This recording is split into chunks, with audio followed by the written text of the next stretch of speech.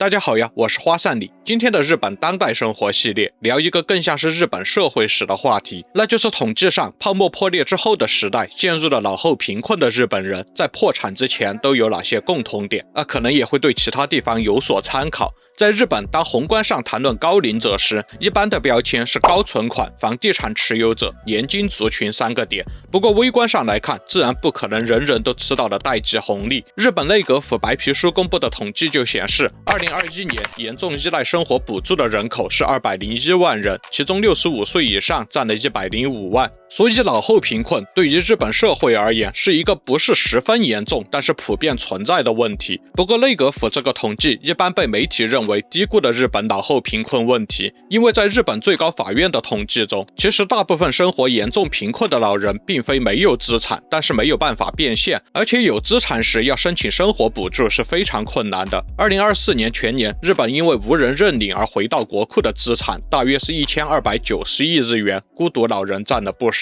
但是現在日本絕大部分的社會財富其實都掌握在這一代人手中，那麼這群老後貧困的人除了賺錢能力之外，還有哪些共同點導致了他們的老年生活比同齡人辛苦這麼多呢？在各大媒體的報道中，我大概總結為以下6個特徵。這裡是花散里，喜歡這樣的內容別忘了先點讚訂閱喲。第一個特徵當然就是年金買的太少了，普通人的話這是最決定老年現金流的因素。日本在1959年立法，然後在1961年開始實施義務年金制度。現在這批老人在年金結構上通常是2層，第一層是基本的義務國民年金，20到60歲在日本生活的人幾乎都在每個月交這筆錢給老人發養老金。第2層是後生年金，正常的公司職員和公務員也必須買，所以大部分社會人也在交這筆錢給老人發養老金。也有些老人買了iDeCo之類的自建年金，不過這一代老人比例還不是很大。而這些老後貧困的老人，很多都幾乎只有國民年金，可能是因為非正社員呀、靈活就業呀、自主經營呀之類的原因。總之就是後生年金沒有或者微乎其微。那麼只有國民年金的話，一個月能拿多少呢？過去滿額交納的話，現在每個月能拿5萬多日元，最新規定的裁定量是56000日元這樣。這在日本顯然是很難覆蓋基本生活的。更關鍵的是，這些老人中有些連義務的國民年金都拿不滿，他們以前因為支拿期太長而放棄了呀，因為日本的年金在數學上很難拿回本而想要自己理財養老呀之類的原因，導致現在一個月連5萬日元都拿不到。這幾年通脹這麼嚴重，尤其是食品價格暴漲，想必這些老人生活更困難了。所以在日本長期生活的話，我個人建議還是正常買滿年金。雖然日本的養老保險替代率非常低，數字上看基本就是和中國同一水平，在發達國家中屬於遙遙落後的墊底。但我個人的看法還是，日本的國民年金制度其實設計得很好了。日本的老齡少子化太嚴重了，也就只能做到現在這樣。現行的國民年金不只管65歲之後的老齡給付，還包括障害年金、遺族年金這些額外的支付計劃。你拿它來和賺美國利率的金融投資比，那確實很虧。但是把它當做日本利率下的長期養老保險來看，性價比還真的比其他的養老保險高到不知道哪裡去了。小虧一點錢，鎖定一部分養老現金流的匯率穩定，在我看來還是完全值得的。即使你對自己的投資操作很有自信，就是要走非滿額年金的路線，我建議至少還是交滿月數以及多買iDeCo。老後貧困的第2個特徵是健康透支。日本畢竟是個長壽國家，這人一老了是不可能不生病的。醫療支出是老年人的基本支出。厚生勞動省統計了日本人平均一生的醫療花費，大約是2800萬日元，70歲前和70歲後大概各佔一半。顯然這會是老了之後的一筆不小的負擔。當然，日本的醫療保險做得很好的一點是大額醫療支出有規定的上限。現行規定中，75歲之後每個月上限是18000日元，超過的部分會全額報銷，但是也只是治療費用，護理這些費用就得自己負擔了。全國平均來看，75歲之後一個老人每個月要花的護理費用是8.3萬日元，即使國民年金和後生年金都拿滿，這也直接就去了一半了。所以老年之後少生病，讓自己少一些需要花費護理費用的日子，對在金錢方面維持老年生活是非常重要的。現在遭遇老後貧困的日本人，很多都是被一次超長期照護的費用直接幹破產了，所以不不要為了金錢透支健康，不然老後可能健康會反過來幫你透支棺材本。日本老後貧困的第三個特徵，也是最大的共同點，是錯估了退休金的數額，或者把這筆錢給浪沒了。日本的退休補貼確實挺多的，雖然最近幾年才退休的人，很多退休金都只有幾百萬而已，但是現在的老人們大多數都還是終身僱傭時代走過來的，平均來說，退休補貼有1000多萬日元，經團聯企業平均的話，更是有2200萬日元左右，這筆錢不少了，確實像遊戲裡突然掉下個大寶箱，以至於很多人都會產生錯覺，反正還有退職補貼，不用存太多的養老金。老後貧困的這群人，很多就是沒有好好的規劃這筆錢，大部分是打算用這筆錢來養老，而根本沒有存養老金。但是如上所述，在日本，即使是國民年金和厚生年金都買滿了，替代率也不高。按45歲收入來算，只有40%出頭；按照平均職涯收入來算，大概是60%。日本政府的目標是2050年前不要跌到50%以下。直白的說，就是根本不可能夠用。就算是作為大企業終身僱傭職員，退休之後多了這2000萬的退休補貼，平攤到20年的話，一個月也就10萬左右，這樣把養老金的替代率拉到了85%左右。如果沒有好好規劃，剛退休時想要享受生活一段時間，為了旅遊或者愛好多花點錢，每年多花個100萬日元，其實也就多了一項支出而已，對吧？但是這樣每年就要從退休補貼中多花200萬日元，那2000萬也就10年見底，之後還有10幾20年的退休生活就記了。更有些老人玩退休補貼投資出道，被銀行經理一句這麼多閒錢放着太可惜，就熱血上頭了。但是投資最重要的就是時間，退休之後還有多少時間可以拿去換利潤呢？說難聽點，60幾歲才開始投資出道，那明顯就是收入失敗或者投資規劃失敗唄。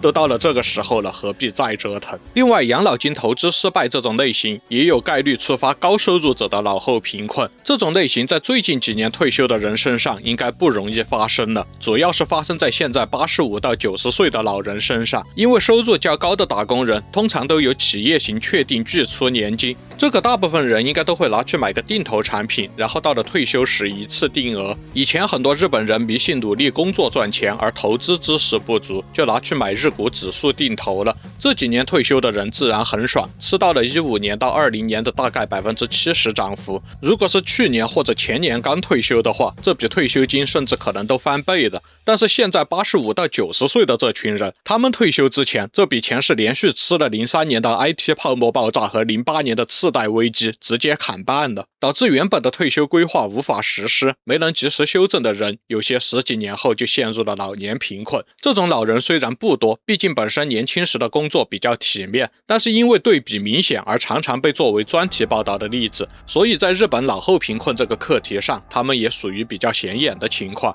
退休金這個特徵說的太多了，因為貧困嘛，說到底就是沒有錢嘛，這個因素最大。那再繼續看看其他的，老後貧困日本人的第4個特徵是生活水平降不下來。因為在日本退休之後收入下滑是極大概率事件，畢竟如上所述，本來養老保險的替代率就只有60%嘛，再怎麼努力要用其他的方法拉到100%的人還是很少，本來也沒有必要，對吧？但既然知道了收入會下降，就應該有這個自覺，支出如果還是按在職時的模板運行，什麼去慣了層層實景不想去醫用呀，繼續對家中的小輩能幫就幫呀，那遲早是要因為脫離褲子稀而玩完的。脫離褲子稀這個日語詞意思就是不停地從儲蓄裡挖坑，是個貶義詞，大部分時候就是用在亂動投資本金的人以及上面這種老人身上。平均的說，日本每戶退休老人的消費支出是26萬日元，但是還有3到5萬的非消費支出，而收入是26.3萬日元，而且消費支出會隨着年齡的增加而增加，因為活動能力越來越差，導致需要購買的服務會越來越多。而且歐美大部分對於日本養老壓力的研究都顯示，最近幾十年日本的退休群體整體來看，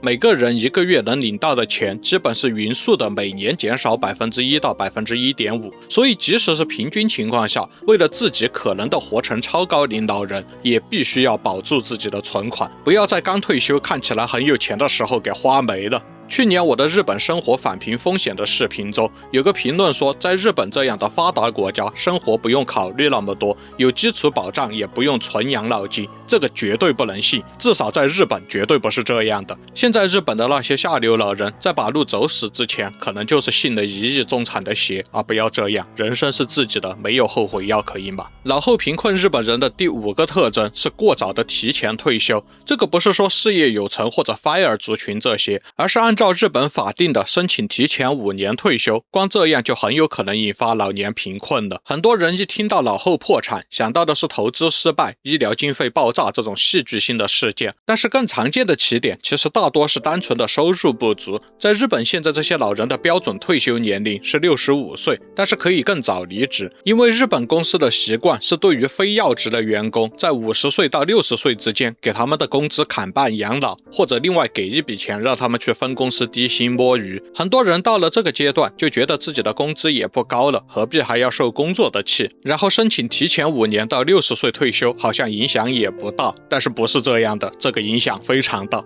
因為年金的標準領取年齡是65歲，要正常領取的話，中間這5年的空窗期全部都得靠存款，那可是很大一筆錢，再怎麼節約也要花2-3千萬吧。當然日本也規定了，可以在60歲之後的某刻開始提前領年金，這也是這些老人當初選在60歲退休的重要原因。但它可不是早鳥優惠，現行規定是每提前1個月領取，原則上每個月的領取額就要減少 0.4%。從65歲提前到60歲，那就是提前了60個月，養老金每個月要減額 24%。如上所述，標準的養老金領取方式之下都這麼勉勉強強的，減少 24%，風險就真的太大了。但是相反的，如果到了65歲不離職的話，每延後1個月退休，則每月領取的年金增加 0.7%， 最多可以延後到75歲，理論上增加 84%。日本就是缺勞動人口到了這種地步。從各種政策上來看，日本政府最希望的是大家平均到70歲退休，